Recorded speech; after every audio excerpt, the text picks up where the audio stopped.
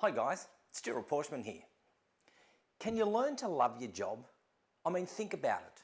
Do you really like your job? Do you wake up every morning and say, I love my job? You don't? Well, it might be time for a bit of a paradigm shift, a whole new way of seeing things, a whole new attitude. You're probably saying to yourself, but what can I change? It's the same company, the same job, the same people, and even the same benefits. Well, what you can change is your outlook. So I've got some great suggestions to loving your corporate job even more than you do now. I want you to stop for a moment and look around. You are one of the fortunate ones to have a job. I mean, everyone needs one, but not everyone has one. If you don't have one now, imagine the feeling when you finally do.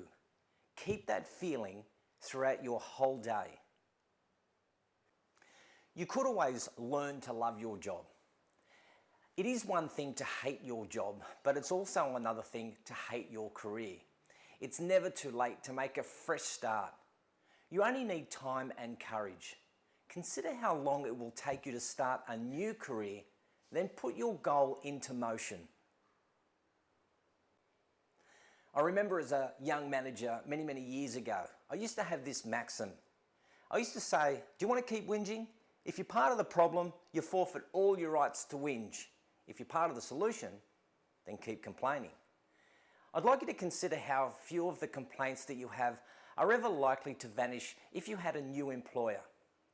Say you don't like the system, the executive leader, or even the workload. How about whoever was the idiot who decided it was a good idea? The same issues will persist wherever you work.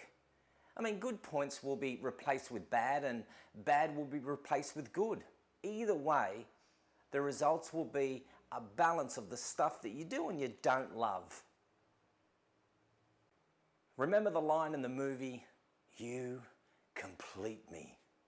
I bet you there are some people around you who suck the life out of you. They deplete you. I mean, finding people to agree that work sucks doesn't make it suck less. If you can't find someone with a positive outlook, then be that person yourself. Have you ever noticed how someone with a great energy lifts the spirits of everyone around them? Then be that person. I'm guessing you have a manager. Well, here's an idea. Talk to them. Try to build a relationship of mutual trust and open dialogue. Is something working well for you? Well, let your manager know. Is something not working well as you expected? Well, let your manager know. Is your manager the problem? Well, ask your senior manager for advice and try to resist the urge to blame your manager or anyone else. Expectations aren't always met, and finding who's to blame is less important than finding who can help resolve the problem. Look for opportunities to shine. You may not realize this, but one of your best assets is the ease in which you complete a given task. We're all not experts, but we all have expertise. Look for opportunities to share your expertise with others. Some of the most respected people in your industry give away more knowledge than they keep. Have you heard of the term presenteeism? Well, that's coming to work and achieving nothing. Your health is always more important than your job. If you're getting sick, stay home. Don't go to the office knowing full well that by the end of the day, you'll be too sick to come into the next. No matter what the project, the meeting, or the responsibility that your company has, you will survive the 2 or 3 days that you need to rest. Okay, all together now. Raise your right hand and give yourself a pat on the back. You work hard, we all do, but no one should be expected to work themselves to the point of insanity. If you've been putting in more than 100% for an extended period of time, or if you haven't even had a break for a while, well, it's time to love yourself and to take a day off. Giving your mind and body a rest will make you a happier and more productive person. Your company is much better served having you in the office happy and well rested than grumpy and tired. I know this can be difficult, but respect the top. You might think that the business is run by a bunch of buffoons, but consider your ignorance of the bigger picture. Running a flawless enterprise is impossible. The higher you go up the corporate ladder, the harder it becomes to sustain the level of quality that you'd like, because you simply can't control everything. Another great idea is to reward effort and not long hours.